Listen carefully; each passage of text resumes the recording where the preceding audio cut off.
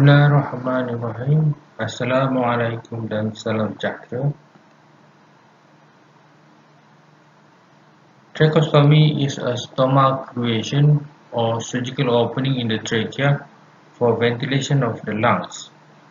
Tracheostomy is a common surgery in ENT and is usually done in OT, but sometimes is required to be done in a ward setting or ETD setting. Therefore, it is required for the paramedic to have a knowledge on the step during a tracheostomy and the management of the immediate post-op complication and care.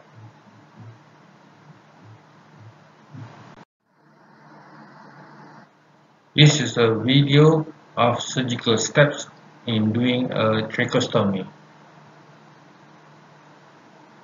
This video demonstrates surgical steps in doing a tracheostomy.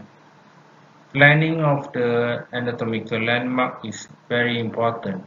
The skin incision is usually horizontal following the skin crease, but sometimes a vertical incision may be required, especially in a dire emergency situation.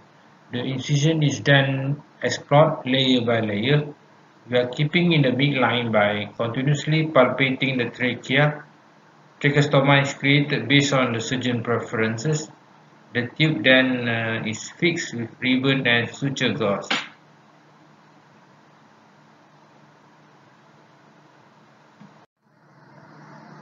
Problems that may arise after tracheostomy: dislocation of the tracheostomy tube, or also known as tube dislodge. This is bound to happen because of mobilization of the patient between beds, from OT table to the trolley to the ward bed. Bleeding can be from the surgical sites. Tube blockage will take time to occur, usually due to thick secretion. Regular suction of the tube will help to prevent this. Aspiration will start once the patient is initiated for oral feeding. Immediately after tracheostomy, the patient will not be able to vocalize because the air is being diverted from the voice box.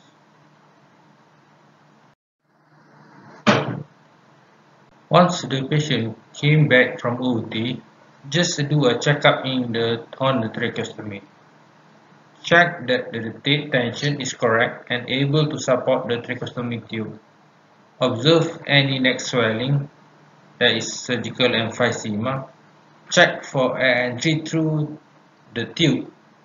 Place fingers above the tube opening and feel for a passage of air. Inspect the chest for equal bilateral chest movement. You can also auscultate the chest for equal air entry.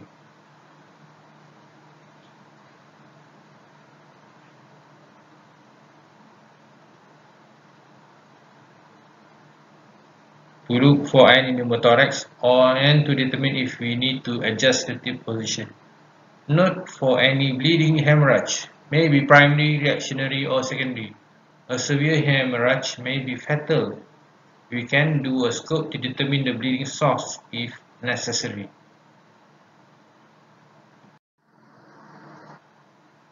Tracheostomy will block by secretion if regular suction is not done. How to determine a patent tube? You can feel directly gush of air from tracheostomy tube.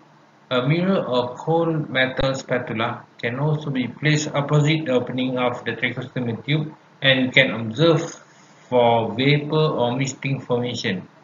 A wisp of cotton can be placed opposite the trachea opening and observe for movement of the cotton wisp. Management of blocked tube. In patients under mechanical ventilation or with spontaneous breathing, to commence 100% oxygen and pass a suction catheter into the tracheostomy tube and do suctioning. If excessive lung secretion is the cause of the block, perform tracheostomy tube suctioning alternating with hyperoxygenation. If there is thick secretions, a few drops of sterile normal saline, now nebulized saline, can be still allowed to flow along the inner wall of tracheostomy tube, and this may be used to help to clear a thick secretion. If suctioning is not helpful due to a very thick secretion, change the tube immediately to a same size or one size smaller tracheostomy tube as the tube may already be partially blocked. If all the above steps fails, re-intubate patient with endotracheal tube immediately.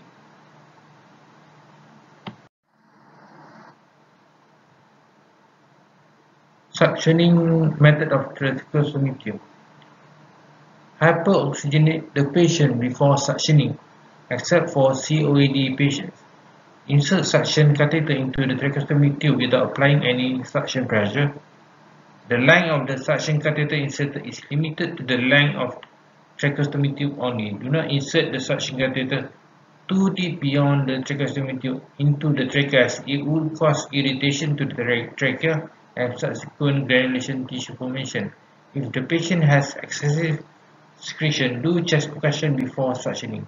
If excessive crusting or secretion is thick, instill a few drops sterile saline or nebulized saline into the tracheostomy tube to soften the secretion before the suctioning.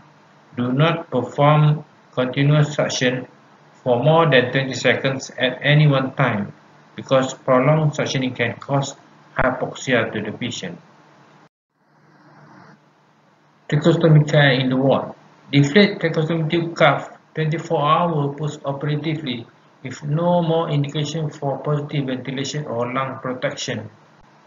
Change to a non-cuff tracheostomy tube 72 hours post-operatively. Regular and gentle suctioning to be done daily. Change keyhole dressing whenever it is soiled. Remove any such scuring or wound sutures on day 5 post-operatively. Humidifier application from wall oxygen can be applied to avoid drying and crusting formation. Feeding can be commenced about 6 hours post-operatively, provided there is no risk of aspiration to the patient. In pediatric tracheostomy, you may see this stay suture. The purpose of the stay suture is to be used when changing the tube for the first time. Once the tracheostomy tube track is formed, the stay suture can be removed. Thank you and salam sejahtera.